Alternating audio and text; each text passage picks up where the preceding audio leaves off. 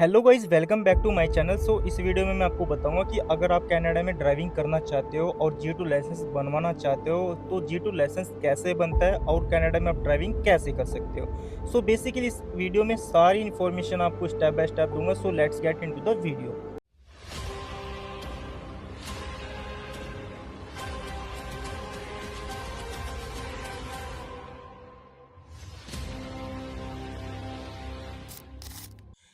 आपके लिए 3 लाइसेंस होते हैं। अगर आप कनाडा ओंटारियो में हो तो आपको ड्राइविंग करनी है तो आपके लिए 3 लाइसेंस होता है जिसमें आपको कंपलसरी होता है। फर्स्ट आपको जी1 लाइसेंस होता है जिसमें आप एक लर्निंग एग्ज़ाम होता है, वो आपके लिए कंपलसरी होता है।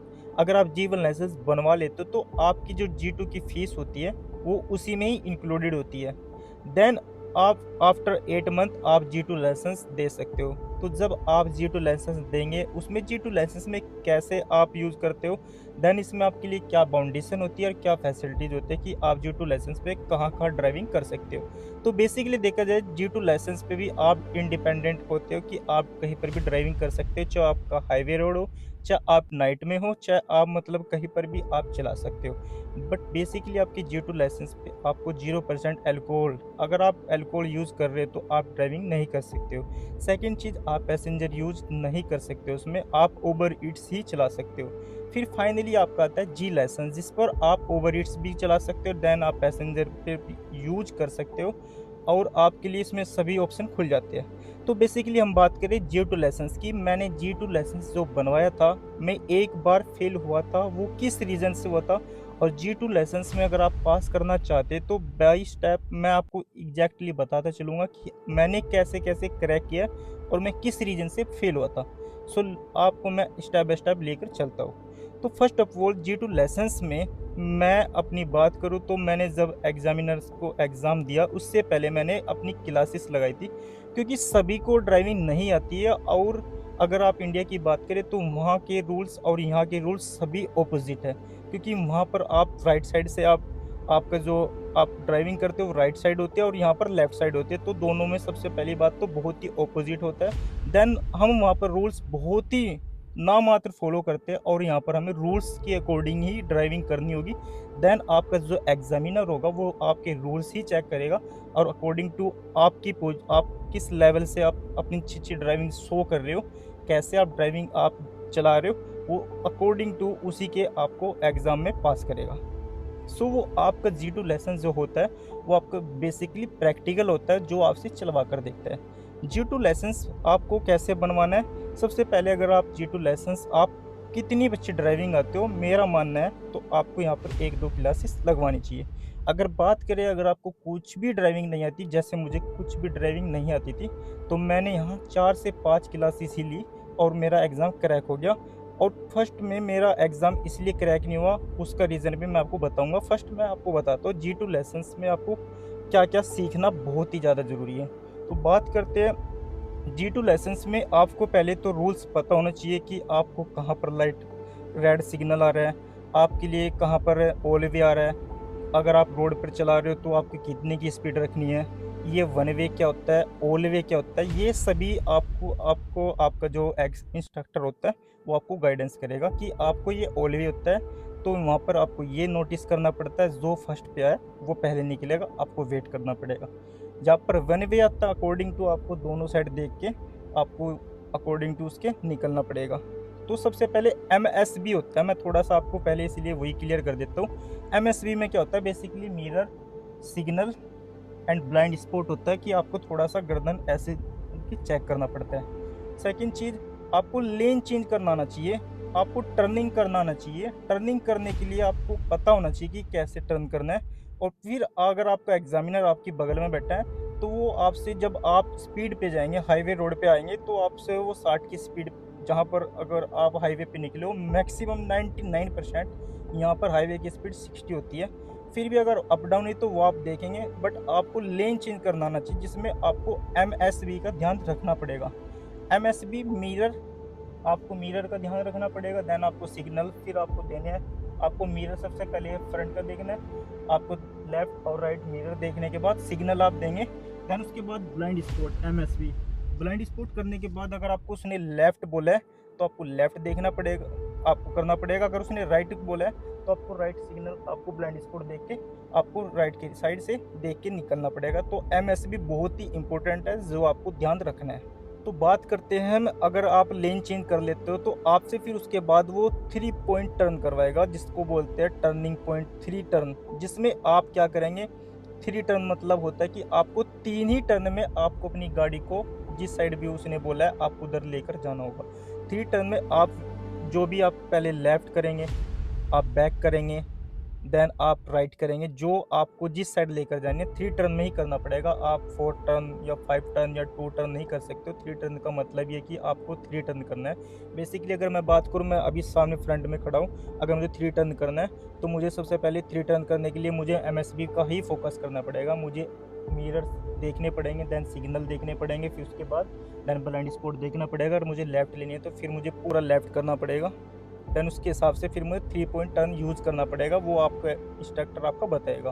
देन उसके बाद अगर आप 3 पॉइंट टर्न भी कर लेते हो तो उसके बाद आपसे वो पैरेलल पार्किंग लगवाएगा। अगर आप पैरेलल पार्किंग की बात करें, it's very important part of the driving, because G2 license के लिए पैरेलल पार्किंग बहुत ही ज़्यादा इंपॉर्टेंट है, जिसको आपको क्लियर करना पड़ेगा। पैरेलल पार्किंग में होता क्या, बेसिकली आपको रूल्स जो इंस्ट्रक्टर आपको बताएगा कि आपको अपना हैंडल जो होता है आप उसको कितना टर्न करना है, आपको कैसे करेक्ट करना है, इसमें भी आपको एमएसबी का ही ध्यान रखना है। तो मतलब बेसिकली एमएसबी आपका हर जगह काम आएगा, जो आपको चेक करना है, क्योंकि आपको जो एग्जामिनर है वो आपको यही देखेगा कि आपकी ऑब्जर्वेशन पावर कितनी स्ट्रोंग है, आप क्या नोटिस कर रहे हो, वो देखेगा। अगर आप ये चीज़ें में आप बेस्ट निकले, आपका कॉन्फिडेंस लेवल, आपकी ऑब्जर्वेशन पावर बहुत अच्छी निकली, तो अगर आप थोड़ी बहुत गलती भी करेंगे वो चल जाएगी। तो आपको एमएसबी में फिर से वही ध्यान रखना है कि मिरर आपको चेक करने, सिग्नल देना है, और आपको पीछे देखना है कि आप पैरेलल पार्किंग आपको किस हिसाब से लगानी है। वो आपको एग्जामिनर आपका होगा, उसको यही चीज़ बस देखनी है कि वो किस तरह से आप ड्राइविंग कर रहे हो वहाँ पर। अगर आप पैरेलल पार्किंग क्लियर कर लेते हो तो देन फाइनली आपको वो फिर से आपको जहाँ जिस जगह से आपको सेंटर से उसने उठाया था वो वापस उधर ही साइड आपको लेकर जाएगा। और आपको सिग्नल पे भी ध्यान रखना है, क्योंकि पेडिस्ट्रियन का बहुत ही ज़्यादा यहाँ पर ध्यान रखा जाता है, जो आपको भी देखना है। जब भी आप 4 लेन पर अगर आप आ गए हो तो आपको बस एक बार आपको लेफ्ट और राइट एक बार देखकर चलना ही चलना है। भले ही आपकी सिग्नल आपका ग्रीन है तो आपको फिर भी ये चीज़ देखकर चलनी है। बेसिकली ये चीज़ें बहुत ही ज़्यादा ज़रूरी है। और आपको अगर आप लेफ़्ट कर रहे हो, ये आप लेफ़्ट अपना लेंगे तो आपको ये भी चीज़ पता होना चाहिए कि आपको कैसे देख के निकलना है। तो ये चीज़ें ऑब्जर्वेशन पावर वेरी इंपॉर्टेंट मेरा मानना है। तो उसके बाद वो आपको फ्रंट पार्किंग लगवाएगा, जब आप सेंटर में फिर से जाएँगे वहाँ पर आपसे फ्रंट पार्किंग लगवाएगा। बेसिकली जो फ्रंट पार्किंग लगवाने के लिए जो वहाँ पर प्लाज़ा होता है, वो प्लाज़ा के पास आप जाएँगे ही जाएँगे, क्योंकि वहाँ पर ही आपको ऑफ़िस होता है, जहाँ से आपका एग्ज़ामिनर उठाएगा और आपको ड्राइविंग टेस्ट के लिए लेकर जाएगा। तो प्लाज़ा में आपकी स्पीड 20 से 25 अकॉर्डिंग टू आप कैसे चल रहे हो और वहाँ पर कितना रश है। क्योंकि बेसिकली होता है क्या, पेडिस्ट्रियन कहीं से भी निकल जाते हैं। अगर आप थोड़ा स्लो करेंगे और उसके हिसाब से चलेंगे तो हो सकता है वो ये नोटिस करे कि आपकी ऑब्जर्वेशन पावर अच्छी है।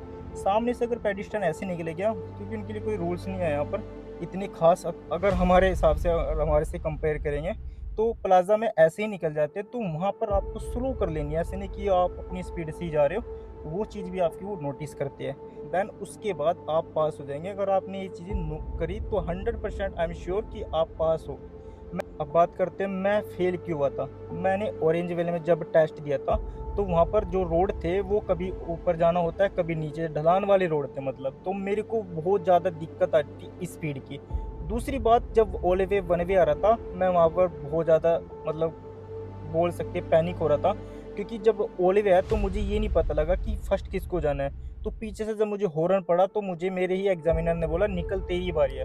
तो ये चीज़ पहली मेरे से बहुत बड़ी मिस्टेक हुई। देन उसके बाद मेरे से जो स्पीड थी वो मेंटेन नहीं हो रही थी, तो जिस कारण मैंने अगर नोटिस किया तो मैं क्या कर रहा था, बार बार ऐसे पर सेकंड पे देख रहा था। पर सेकंड पे देखा जाए नेचुरल होना चाहिए कि मुझे, हाँ अब पता है मुझे देखना चाहिए, क्योंकि ज़रूरी है। मुझे समझ नहीं आ रहा है कि मुझे क्या करना है। थोड़ा सा मतलब फील करो कि आप ड्राइविंग अपने लिए करो, ना कि एग्ज़ाम आप क्रैक करने के लिए कर रहे हो। जब आप एग्ज़ाम क्रैक करने के लिए सोचोगे तो आप ओवर कर देते हो। मैंने ओवर कर दी थी, बार बार एमएसबी देखना, mirror signal blind spot, mirror signal blind spot. बंदा लास्ट में मेरे को ये बोल रहा था कि तू मतलब एग्ज़ाम देने आया था यहाँ पर, तू मतलब एग्ज़ाम देने आया था, तू इतनी फॉर्मेलिटीज़ कर रहा था बार बार, जिस कारण तेरी जो गलती जितनी कम होनी थी उससे भी ज़्यादा हो गई।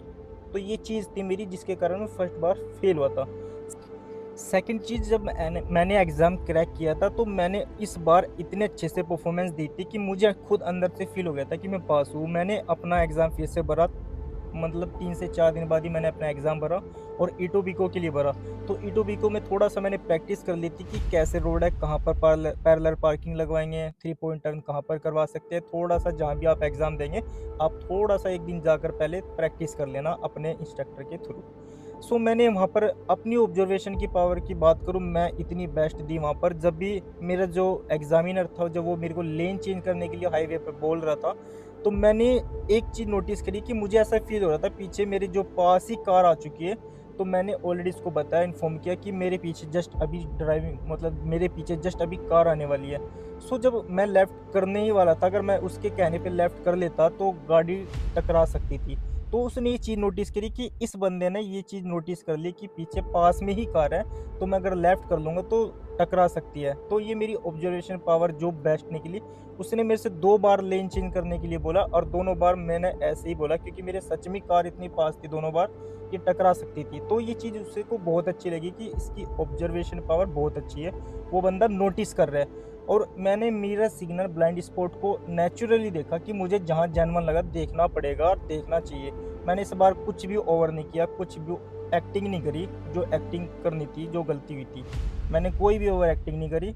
और जब मुझे पता था कि आपकी 4 लेन आ चुकी है, तो मैंने वहाँ पर भी नेचुरल लेफ्ट राइट टर्न देख के ही स्पीड से अपना निकला, जिस स्पीड पे होना चाहिए था। और जब मैं वापस पैरेलल पार्किंग की बात करूँ, मेरे से गलती हुई थी कि मैंने ज़्यादा ही लेफ़्ट कर दिया था अपना हैंडल, तो मैं ज़्यादा ही ऑलरेडी पहले मेरी टर्न हो गई थी, जिसके कारण उसने मेरे को बोला कोई बात नहीं, फिर से प्रैक्टिस मतलब फिर से आप कर लो। तो फिर से मैंने दोबारा से ज़ीरो से एक तरह से पैरेलल पार्किंग लगाई। वहाँ पर मेरे से हुई थी गलती, बट उसने ये चीज़ नोटिस करी, लेकिन उसने मेरी अच्छी चीज़ भी नोटिस कर ली कि इसके अंदर ऑब्जर्वेशन पावर अच्छी है। पैरेलल पार्किंग फर्स्ट बार मेरे से गलत लगी, सेकंड टाइम में मैंने अच्छे से लगा दी थी। देन फाइनली जब मैं प्लाज़ा पे पहुँचा, फिर से सेंटर ऑफिस में पहुँचा, तो वहाँ पर 2-3 बार लेडीज़ इतनी निकली अचानक, मतलब मेरी जो स्पीड थी वो मैंने उनके पास जाने से पहले ज़ीरो कर ली थी कि हाँ 4 से 5 की स्पीड पे आ गया था 25 से लेके, क्योंकि मुझे पता था जब सामने से अगर पेडेस्ट्रियन जा रहा है तो मेरे को थोड़ा स्लो करना पड़ेगा। तो मैंने स्लो किया, जिसके कारण उसने मेरे को ये भी चीज़ जज की कि बंदा इन चीज़ों का भी ध्यान रख रहा है। तो फाइनली उसने मेरी हर चीज़ की ऑब्जर्वेशन पावर देखी और फाइनली उसने मुझे पास कर दिया। सो ये चीज़ें मैंने बहुत ज़्यादा अच्छे से फ़ॉलो की थी। सेकंड टाइम मैंने नेचुरली दिया, और रूल्स को थोड़ा पढ़ लेना और प्रैक्टिकल प्रैक्टिस कर लेना। अगर आपको अच्छी आती है तब भी आप प्रैक्टिस करना, अगर आपको ज़ीरो आती है तो मैं भी ज़ीरो था, तो मैंने 4-5 क्लासेस लगाई।